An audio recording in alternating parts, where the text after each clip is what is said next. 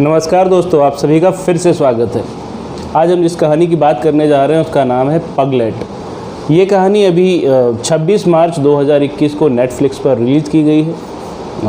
बड़ी अच्छी तरीके से चल रही है।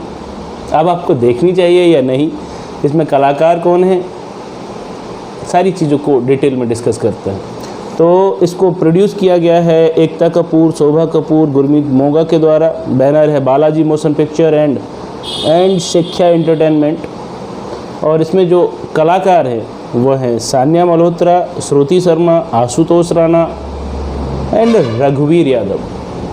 तो कास्टिंग ठीक है और बैनर आपने जान ही लिया बालाजी। तो देखते हैं इन्होंने क्या बनाया है। ये कहानी लखनऊ की है और शुरू होते ही हमें पता चलता है कि ये जो फैमिली है, गिरी फैमिली, इनका जो बड़ा बेटा है आस्तिक गिरी, उसकी किसी वजह से डेथ हो गई है। अब किस वजह से डेथ हो गई है ये सब कुछ भी नहीं बताया जाता। और इवन जो आस्तिक गिरी है उसका चेहरा ही नहीं दिखाया जाता कि वो व्यक्ति आखिर है कौन। और चूँकि इनकी शादी अभी 5-6 महीने पहले ही हुई थी और डेथ हो गई है, घर में मेहमान आ रहे हैं। और जो सान्या मल्होत्रा हैं जिन्होंने संध्या गिरी का किरदार निभाया है, इनको कोई फ़र्क ही नहीं पड़ रहा कि इनके पति की मौत हो गई है। वो इनकी जो सहेली आती है तो वो कहती है कि तुम्हें हुआ क्या है। तो संध्या गिरी का जवाब होता है कि मुझे तो कुछ महसूस ही नहीं हो रहा। चलो ठीक है, कुछ महसूस नहीं हो रहा, शौक लगा होगा, भाई इतना बड़ा हादसा हुआ। फिर एक एक करके फैमिली मेम्बर्स इंट्रोड्यूस होते हैं, जैसे कि आस्तिक के पिता आशुतोष राणा और उसके चाचा, जहाँ तक कि चाचा ही हैं, रघुवीर यादव जी, और आस्तिक का छोटा भाई। इस प्रकार से एक संयुक्त परिवार दिखाया गया जिसमें ये लोग रह रहे हैं।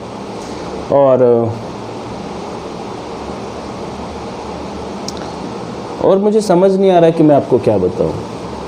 हाँ, सही बात तो यही है कि ये क्या दिखाना चाह रहे हैं इस फिल्म में, ये समझना थोड़ा मुश्किल हो जाता है कि कैसे एक हिंदू परिवार मुसलमानों से थोड़ा सा नफ़रत करते हैं शायद, क्योंकि जो संध्या गिरी की जो दोस्त आती है नाजिया रिजवी, उसके नाम को जब वो बताती है कि वो नाजिया रिजवी है, तो ऐसा दिखाया गया कि उन लोगों को पसंद नहीं आता कि एक मुस्लिम लड़की आके घर में रह रही है और उसके खाने की व्यवस्था भी बाहर करवाई जाती है।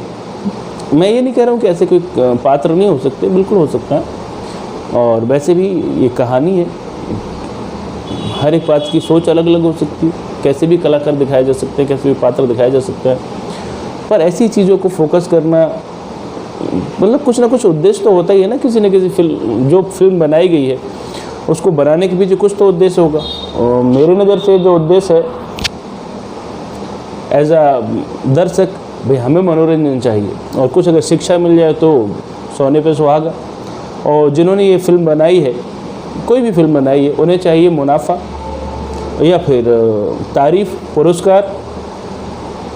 तो अब हम इस फिल्म को देखते हैं तो समझ ही नहीं आता है कि दिखाना क्या चाहते हैं।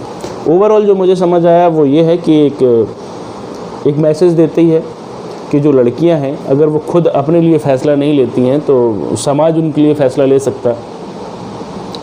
इसके अलावा पूरी फिल्म देखेंगे आप तो बस देखने के लिए देखते रहिए, पर समझ नहीं आएगा कि आखिर ये बताना क्या चाहते हैं, कहना क्या चाहते हैं। सान्या मल्होत्रा ने ठीक अभिनय किया है, लेकिन बात यही है कि वो कैरेक्टर आखिर ऐसा है क्यों, ये हमें समझ नहीं आता, हम उससे कनेक्ट नहीं कर पाते। मतलब पति ख़त्म हो गया है, कितना भी बुरा रहा हो तो भी रोना तो आएगा, दुख तो होगा, पर इस चरित्र को कोई फ़र्क नहीं पड़ता। जबकि पूरी कहानी देखने से हमें पता चलता है कि जो पति है वो बहुत अच्छा था। हाँ, वो बहुत ज़्यादा प्यार नहीं दिखाता था, ये समझ में आता है, पर वो कोई मारपीट नहीं करता था और ना ही कोई जाहिल गवार व्यक्ति था। एक पढ़ा लिखा, नौकरी पेशा, अच्छे घर से एक लड़का था। तो कुल मिलाकर के बस कहानी 13 दिन का, जो 13वीं का जो एक संस्कार होता है, उस 13 दिन के लिए जो मेहमान घर में आते हैं, कैसी बातें होती हैं, क्या माहौल बनता है, बस यही सब दिखाया गया है। तो मुझे ज़्यादा अच्छी नहीं लगी। अब आपको देखना चाहिए या नहीं, आप खुद फैसला करें।